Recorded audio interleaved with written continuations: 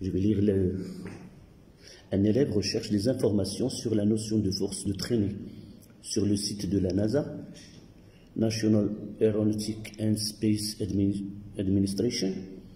Dans l'activité se partage en domaine spatial aéronautisme, l'élève trouve, voici l'information qu'il va essayer de voir avec le cours de mouvement d'un corps avec frottement. La force de traînée sur un avion ou une navette dépend de la densité de l'air, du carré de la vitesse et de la viscosité et de la compressibilité de l'air, de la taille, de la forme de l'objet ainsi que de son inclinaison par rapport à l'écoulement de l'air. En général, la dépendance à l'égard de la forme du corps, de l'inclinaison, de la viscosité et de la compressibilité de l'air est très complexe. Donc ce sont des propos du site www.nasa.gov. À l'issue de cette recherche, l'élève dégage des modèles pour rendre compte des frottements exercés par l'air sur les objets. Donc, à l'issue de cette recherche, l'air, il va modéliser l'action de l'air il va présenter deux modèles. Le modèle 1, les frottements dépendent ou autre de la viscosité de l'air nu, indice R, et de la valeur de la vitesse de centre de gravité et de la valeur V de centre de gravité de G du système. On exprime alors la force de frottement dans ce modèle-là. F1, c'est moins 1, une constante, fois nu R fois V, portée par le vecteur K. C'est moins. On va écrire ces formules où A est une constante. Le modèle 2, le frottement dépend ou autre de la masse volumique de l'air ρ, indice R, et du carré de la vitesse. On écrit alors la force sous forme F2, on va l'écrire au tableau tout à l'heure, où B, c'est une constante. Les constantes A et B sont liées à la forme du corps et son inclinaison. Une petite discussion, c'est que la réalité de force de frottement au cours du mouvement du système n'est pas prédit, on ne peut pas le connaître à l'avance, mais généralement, on essaie d'étudier le mouvement réel de corps dans un fluide, et par la suite, on essaie de faire un approchement selon un modèle, un ou deux. Généralement, notre programme ne supporte que deux modèles, où la force de frottement en intensité est proportionnelle à la vitesse, ou elle est proportionnelle au carré de la vitesse. Les constantes dans les deux cas chaque constante dépend de certains paramètres liés au liquide et au mouvement et à la forme de corps se déplaçant dans ce fluide. Donc, le but de cet exercice est d'essayer de voir quel modèle est approprié au mouvement conçu par cette étude, et par la suite, on dira est-ce que le modèle 1 est plus proche à cette étude ou le modèle 2. Donc, voici les données de l'exercice. Je vais faire un schéma. Et par la suite, on traitera question par question pour gagner du temps. Donc, notre exercice, c'est essayer de déterminer le modèle adéquat au cours du mouvement du grappe de balle.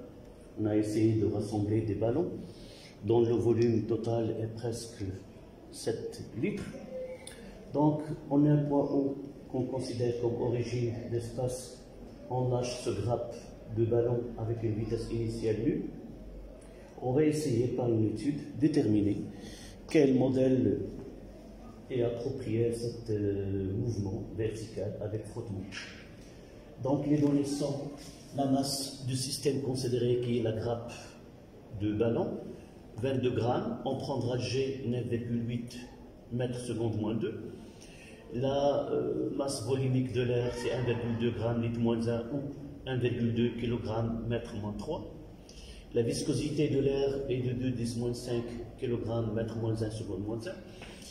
Et ces deux constantes qui sont définies dans les deux forces, on va l'écrire tout à l'heure, A dans le modèle 1, 10 moins 1, et dans le modèle 2, c'est 2, 10 moins 2 mètres carrés. Je vais essayer de donner les deux expressions de F1 et F2. Donc F1 pour le modèle 1, c'est moins A nu de l'air V porté par F2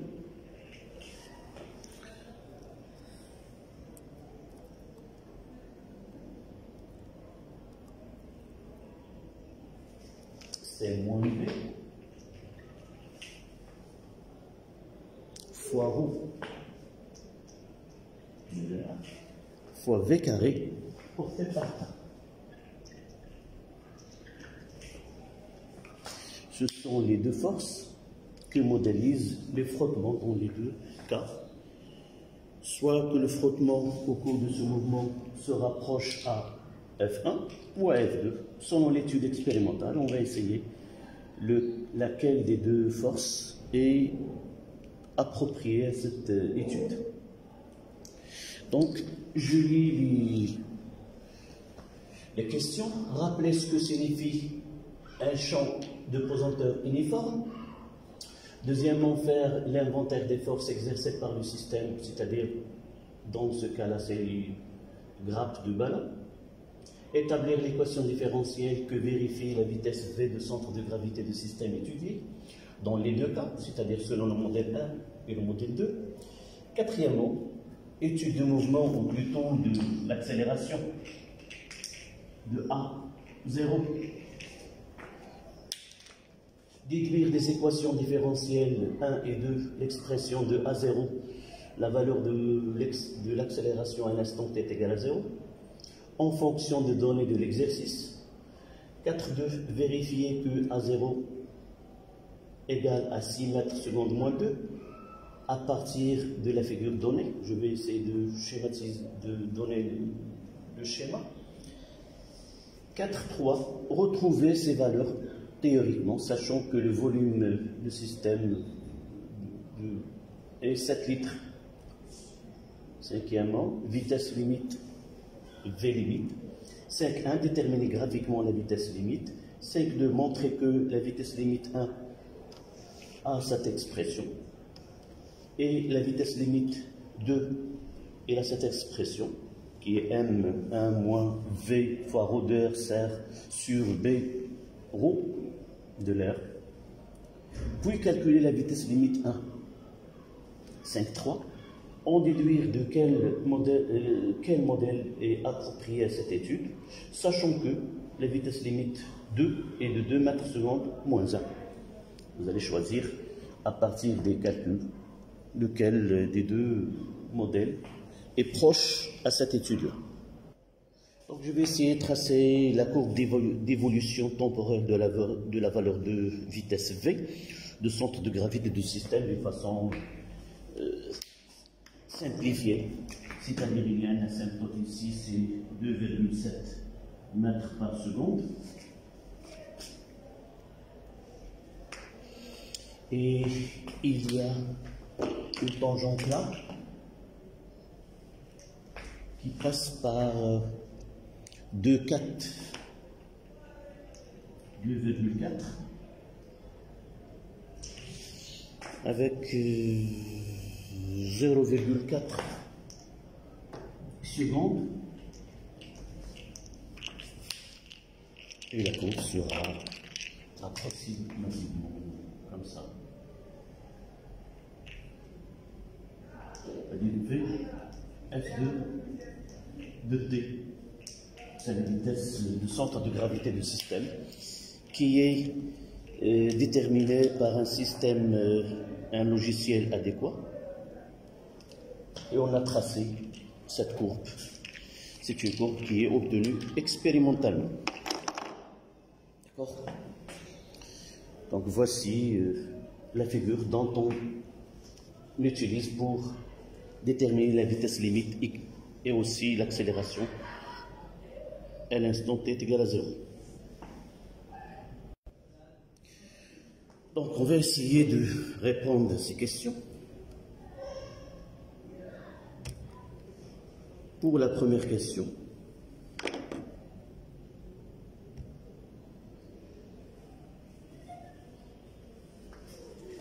rappelez ce que signifie. Je vais essayer d'effacer.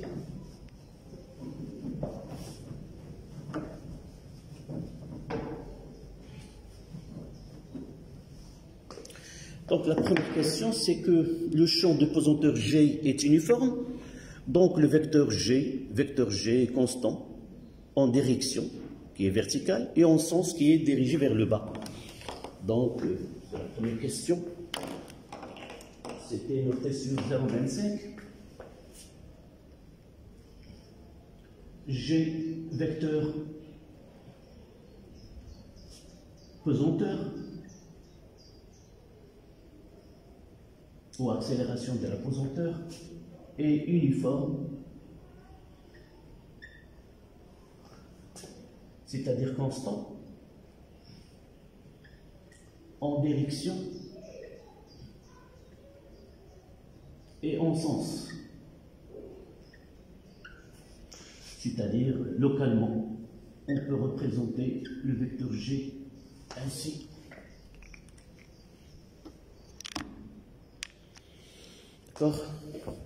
Son intensité dirigée vers de haut vers le bas, ça c'est le sol, où G, selon les données, c'est 9,8 mètres secondes moins 2. Ça c'était la question 1. Deuxième question, on essaie d'inventer les forces. Deuxième mot. Inventaire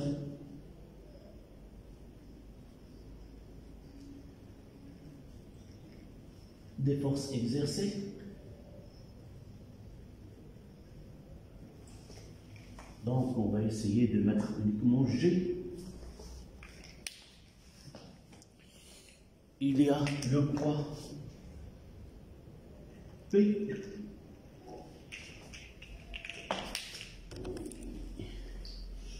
Il y a la force, on va la nommer FA,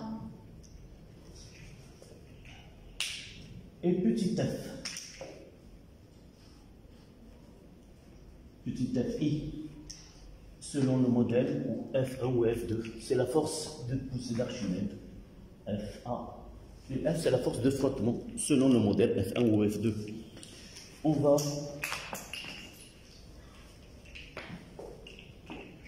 là, c'est l'axe Z, U.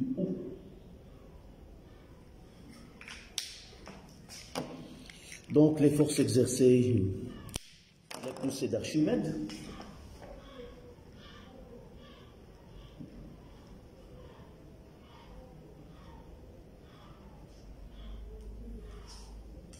FA, c'est moins ρ de l'air fois V,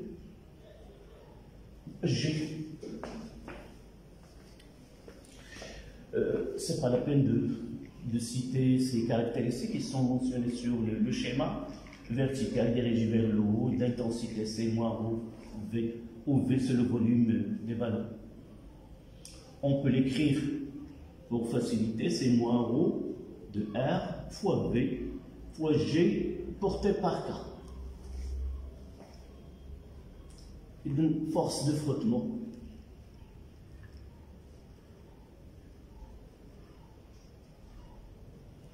Donc F1, c'est moins A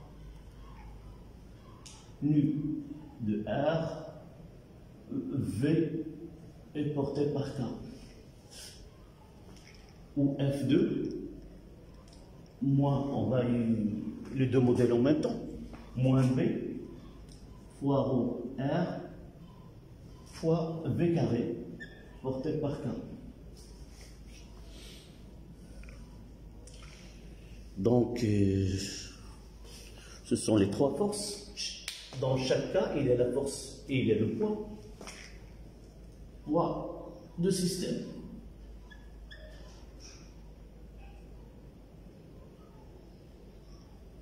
C'est P, c'est M, G. Selon la première question, il est constante. Donc, on va essayer de... La question qui suit, c'est l'équation différentielle que vérifie la vitesse V. Donc, c'est troisièmement. On va essayer, d'après la loi, ou la deuxième loi de Newton, sigma des forces extérieures exercées sur le système est égal à M à G. Pour simplifier l'écriture selon l'exercice, on n'a pas demandé d'écrire G comme indice, ou on peut écrire N d de V sur dt afin de faciliter l'écriture de l'équation différentielle, faire apparaître la dérivée.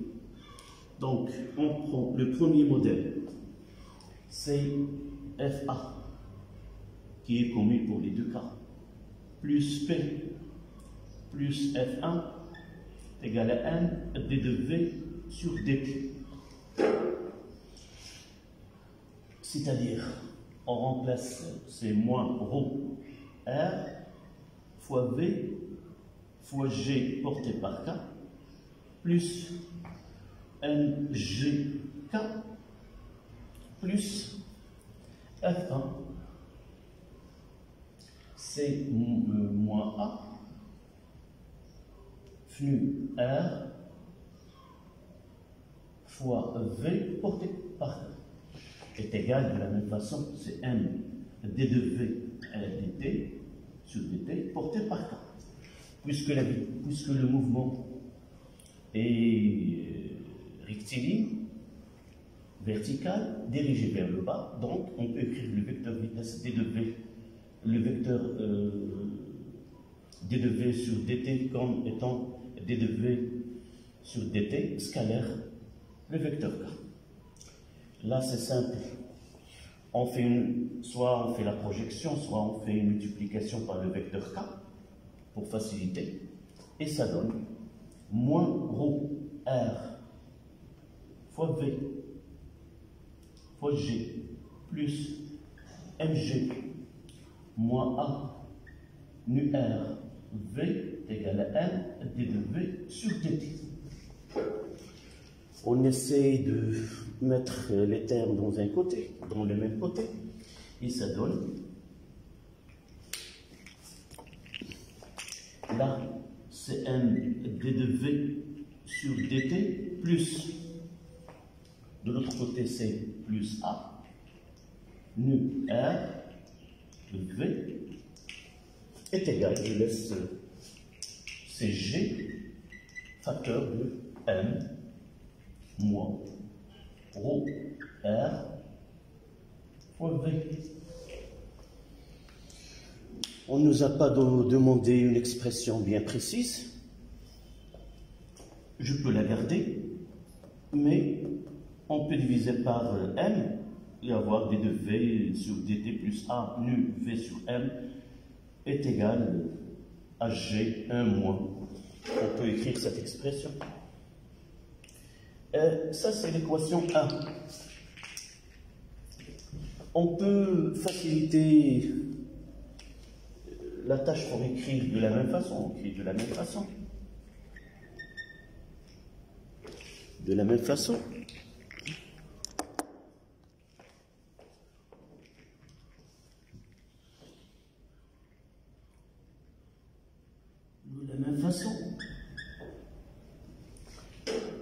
Ce qui change entre les deux cas, vous voyez que le coefficient de V là,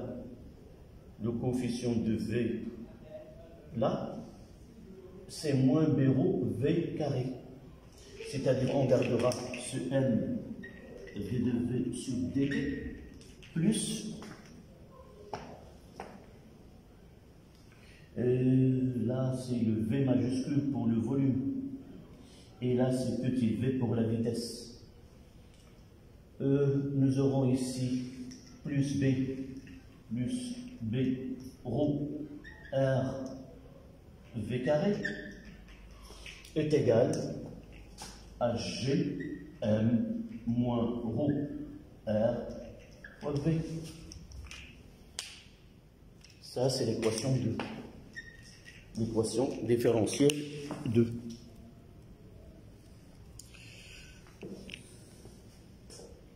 D'accord?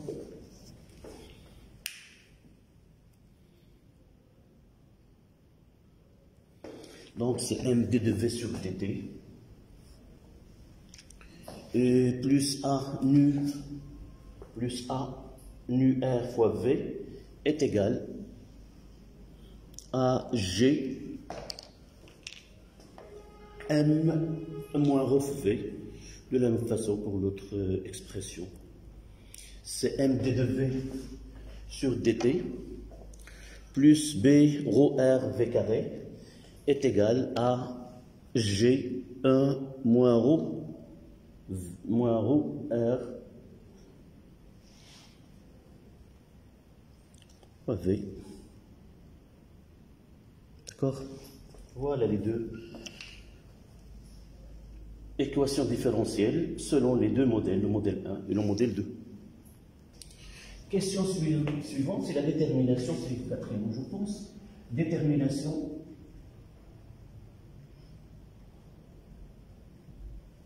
de A0, c'est l'accélération du système à l'instant t est égal à 0. Il suffit de revenir aux conditions initiales.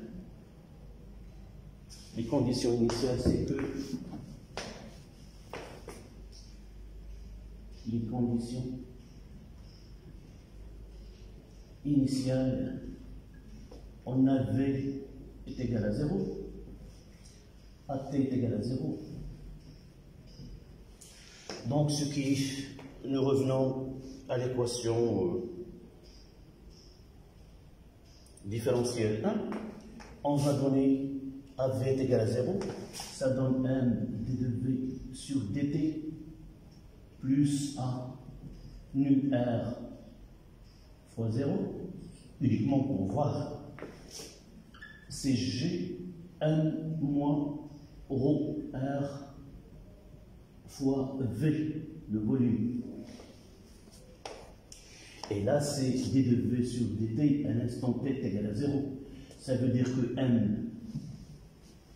MA0 est égal à G M moins ρ R fois V, le volume. Donc A0 est égal à G 1 moins ρ R fois V sur petit. Une petite remarque, c'est que j'ai déterminé l'accélération initiale uniquement à partir de l'équation A, mais c'est la même à partir de l'équation 2 ici. Si on donne à V carré 0, on obtient la même. Donc, soit le modèle 1 ou le modèle 2, le système, il va déclencher son mouvement avec une accélération qui est commune à 0. Donc, ça, c'est l'expression de l'accélération à l'instant t est égal à 0.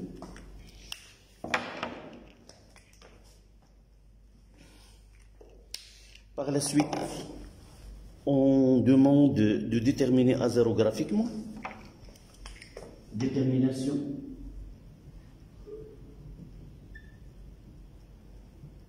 de A0 graphiquement.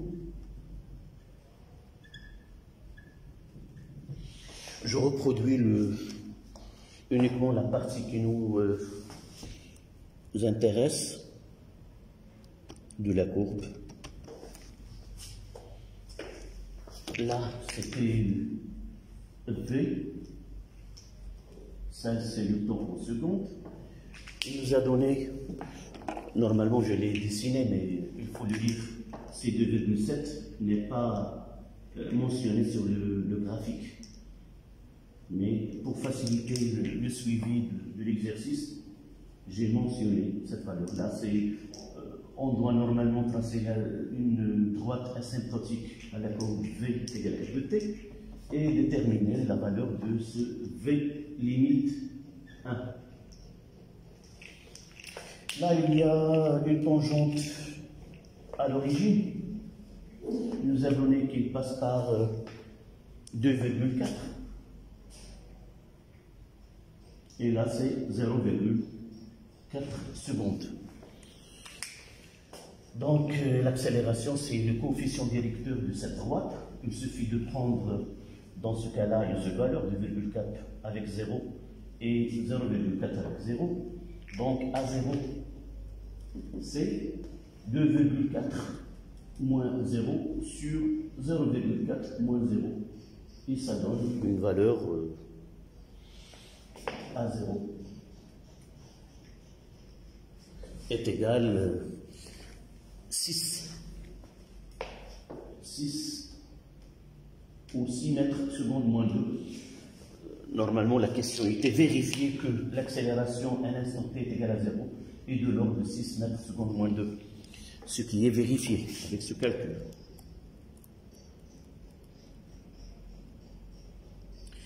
La question qui suit, c'est, là c'est 4A, je pense.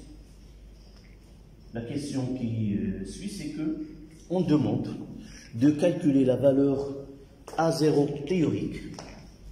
A0 théorique, nous avons ici son expression.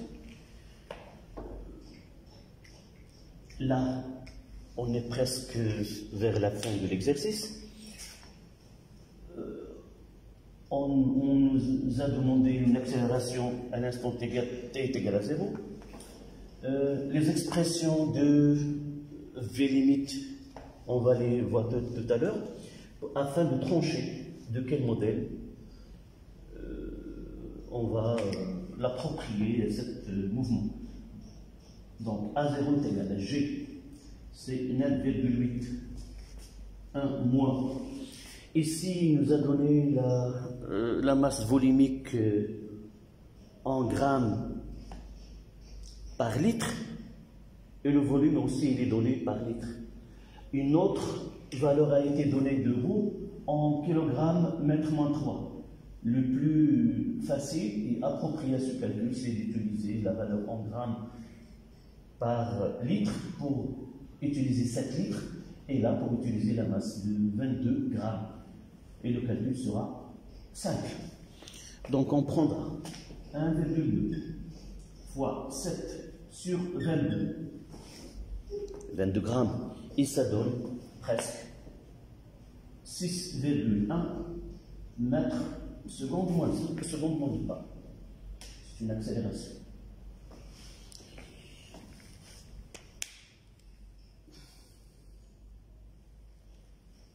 D'accord. Là, c'est la valeur expérimentale. Et là, c'est la valeur théorique à partir de l'expression établie à partir de l'équation différentielle. On ne trouve pas une grande différence entre la valeur théorique et la valeur expérimentale. Je n'ai pas représenté ici la courbe V est égal à F de T. Donc la question suivante, c'est que il nous demande de calculer la vitesse limite. Détermination de la vitesse limite.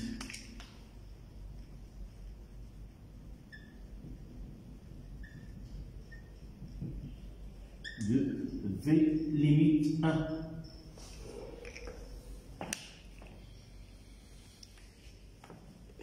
On va essayer la vitesse limite V1, théoriquement, puis on va essayer la question qui demande de la déterminer d'une façon expérimentale qui est visionnée sur le graphe.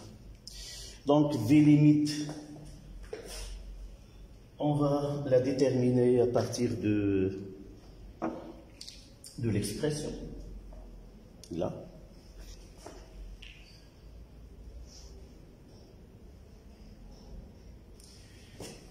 Donc, détermination de la vitesse limite d'une façon théorique, on prendra cette équation dans le cas du modèle 1 en régime permanent, c'est-à-dire lorsque il y a le régime transitoire et le régime permanent.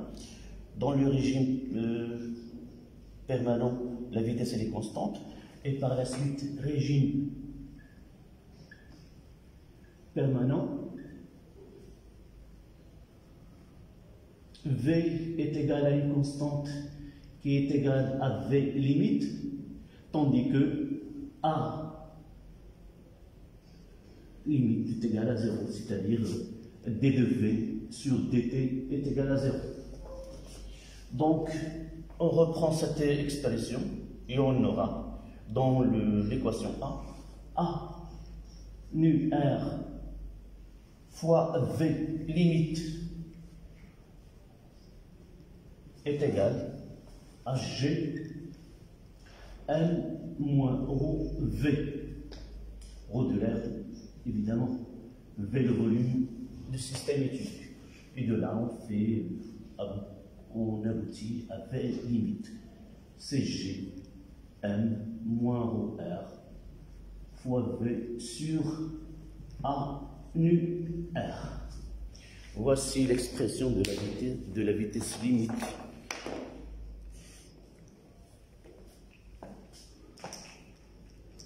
Application numérique.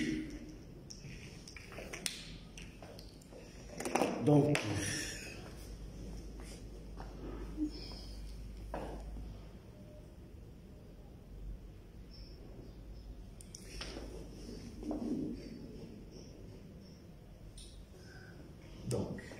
on aura 9,8 fois, c'est 22 fois 10 moins 3, la masse.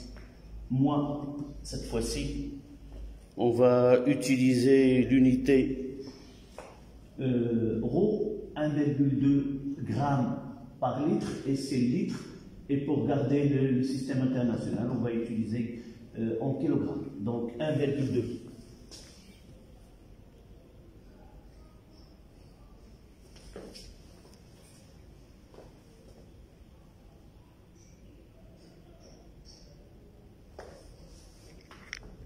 Donc, ρ, c'est 1,2.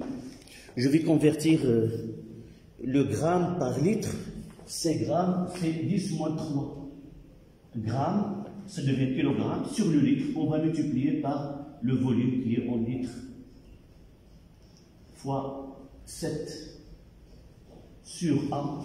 Elle a été donnée dans l'exercice. C'est 1 fois 10 à la puissance 1, c'était 10, fois nu, c'est 2, 10 moins 5.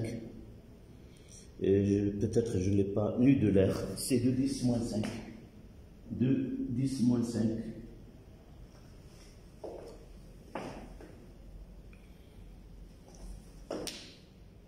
D'accord? Et on trouvera 666,4. Allez, V limite. V limite est égal à 666, à peu près mètres secondes moins. Peut-être dans les données au début de l'exercice, je n'ai pas donné nu de l'air. Là, nu de l'air, c'est 2 10 moins 5. Et A, c'était 10.